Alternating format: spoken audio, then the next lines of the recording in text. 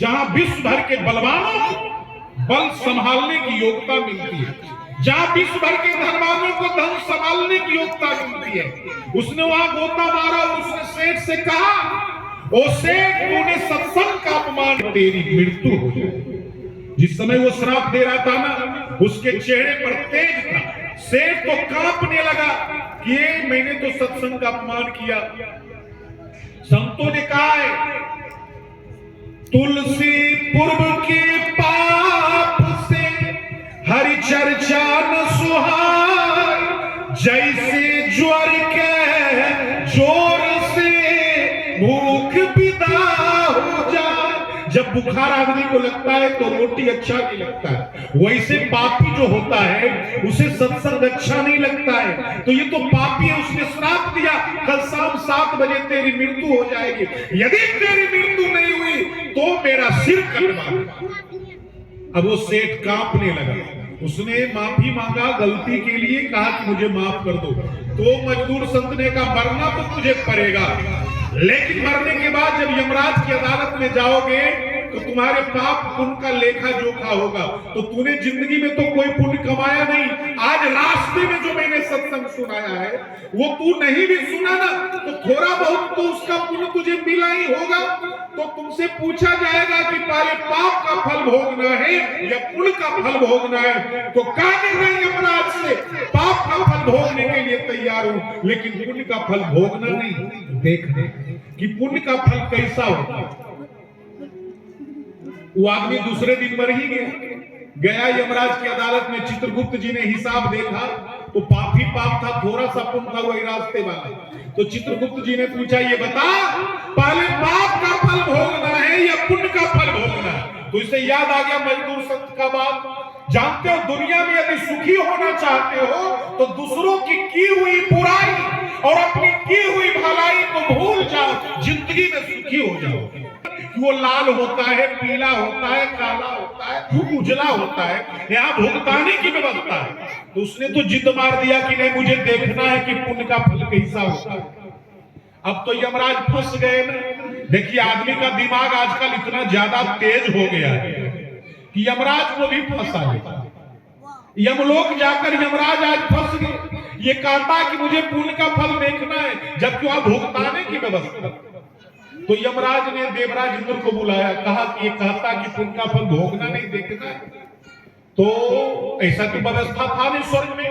तो देवराज इंद्र ने ब्रह्मा जी को बुलाया। ब्रह्मा जी आए तो आदमी कहता, पितामह, पाप का फल भोगने के लिए तैयार हूं, लेकिन पुण्य का फल भोगना नहीं देखना है, कैसा होता है? ब्रह्मा जी भी धर्म संकट में पड़ गए। उन्होंने सोचा, मैंने तो पार्लियामेंट में ऐसा कोई व्यवस्था किया नहीं, अरे ऐसा तो कोई संशोधन ही पारित नहीं हुआ है। तो फिर तो ब्रह्मा जी ने कहा, ठीक है, चलो मैं तुझे विष्णु भगवान के पास लेके चलता हूं। तो इंद्र, चित्रगुप्त, यमराज और ब्रह्मा जी, ये सारे देवता अपने साथ लेकर के क्षीर सागर गए भगवान नारायण के पास। और नारायण के पास गए तो सबने नारायण का अभिवादन किया। भगवान विष्णु ने पूछा, बोलिए क्या बात है, क्या बात है? तो ब्रह्मा जी ने कहा, ये जो आदमी है ना, पाप का फल भोगने के लिए तैयार है, लेकिन पुण्य का फल इसे भोगना नहीं, देखना कि कैसा होता है। तो भगवान मुस्कुराने लगे और भगवान मुस्कुरा करके कहते हैं, आप सारे देवता अपने अपने लोग चले जाए, मैं इसे दिखाऊंगा कि पुण्य का फल कैसा होता है। तो जब सब देवता चले गए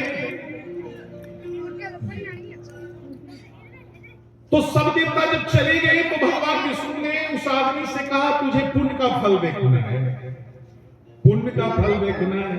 तो उसने कहा, पर भगवान ने कहा, मूर्ख, यमराज, चित्रगुप्त, देवराज इंद्र, ब्रह्मा जी जैसे देव तुझे अपने साथ लेकर के आए और अब तू डायरेक्ट नारायण से बातें कर रहा है। इससे ज्यादा तुझे पुण्य का फल और क्या देखना है?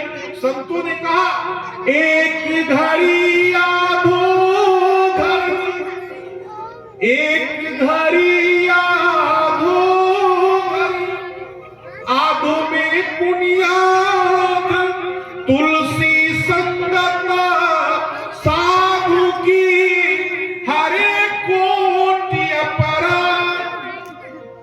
एक घड़ी भी भगवान का स्मरण हो जाए तो भगवान की प्राप्ति हो जाती है। और तू तो डायरेक्ट नारायण से बातें कर रहा है।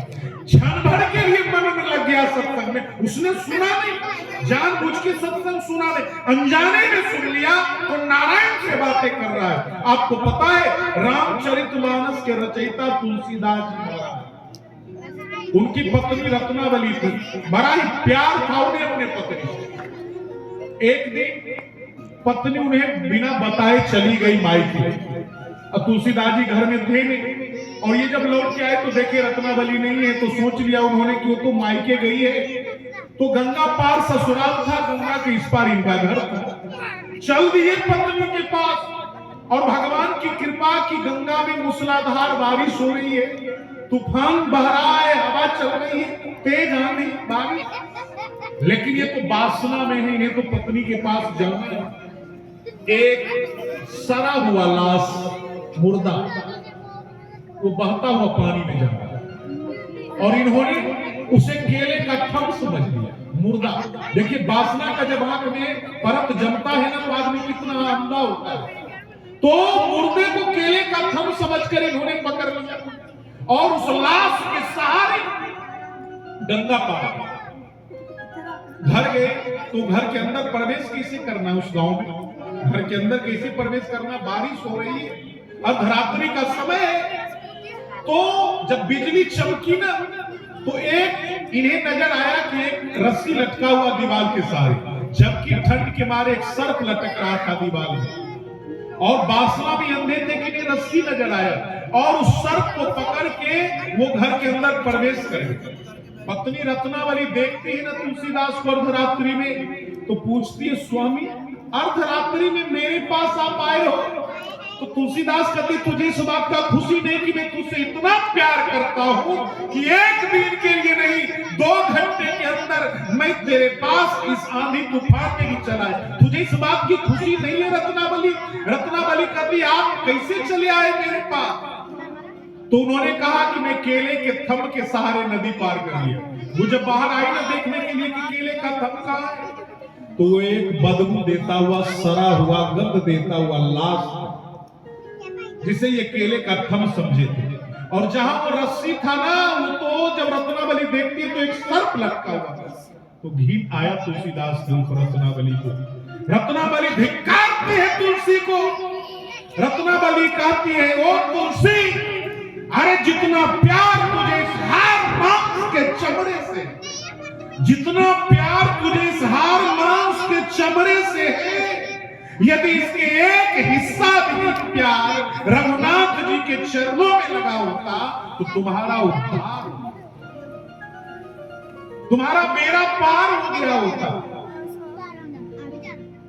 बस पत्नी का यही एक शब्द तुलसीदास को लग गया, और वो साधारण तुलसीदास हो गए, गोस्वामी तुलसीदास जी हो गए।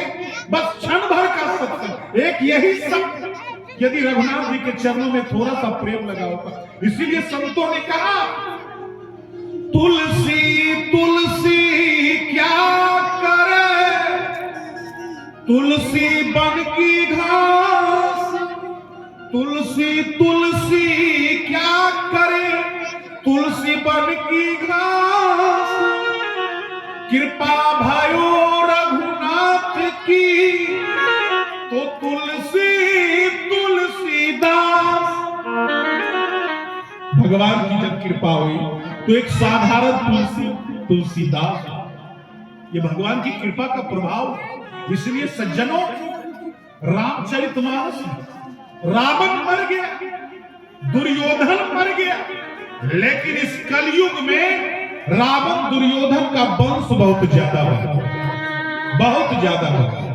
पराये धन को जो दबा कर बैठ जाए वही दुर्योधन है। आजकल बहुत सारे लोगों को बिना मेहनत के ही दूसरे की धन पचाने की इच्छा लगी रहती है। उस समय महाभारत में एक दुर्योधन था जिसने तूफान मचा डाला। अब तो बहुत सारे दुर्योधन उत्पन्न होने लगे, इसीलिए जगत में शांति रहती नहीं। जो आंख में काम भाव रखता है